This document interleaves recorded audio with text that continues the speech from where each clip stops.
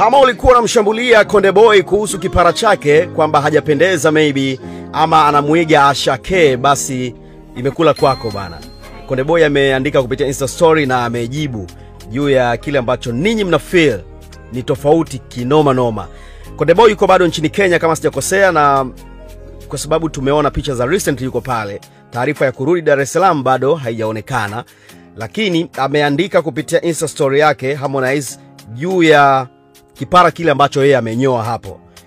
Konde amesema kwamba kipara hicho amenyoa kwa sababu ya kumuenzi Raila Odinga na wala si vinginevyo. Lakini akasema kama mnaona mimi nimependeza ama kimenipendezea kipara hiki, basi mimi ni nani, acha tu nikipitishe. Kumekuwa na rumors kadhaa juu ya muonekano huu mpya wa Harmonize. Kwanza ameonekana na tattoo nyingi sana. Kaongeza tattoo kweli kweli. Kwanza ameonekana na tattoo nyingi sana kwenye mwili wake. Ameongeza tattoo kweli kweli.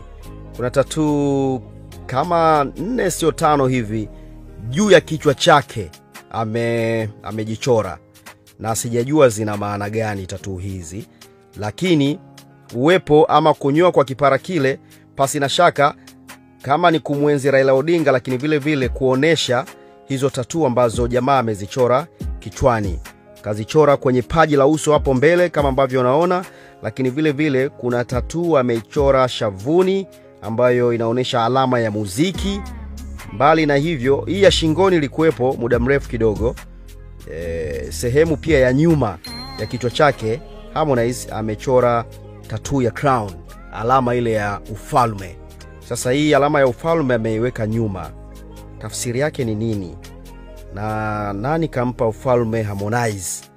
Bado kizungumkuti, ni maswali ambayo hayana majibu ya moja kwa moja. Mfalme tunaye Tanzania hapa. Kwa nini Harmonize amejipa ufalme? Na hiyo crown ya ufalme hajaiweka utosini kama ambavyo imekuwa ikivaliwa.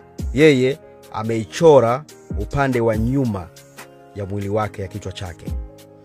So hakuna zaidi ya hiki ambacho Harmonize amesema. Anaandika hapa, yupo Kenya by the way kama ambavyo nimesema. Nairobi Kenya hapo, location ipo hivyo inaonyesha. If you don't know why nimenyoa kipara, I did this for Baba, respect for Baba Raila Odinga.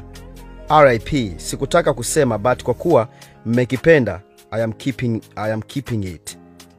Akaandika Joey kama sijakosea hii. Hiyo ni Insta story ya Harmonize. Ukipita hapo utakutana nacho hiki ambacho nimekusimulia.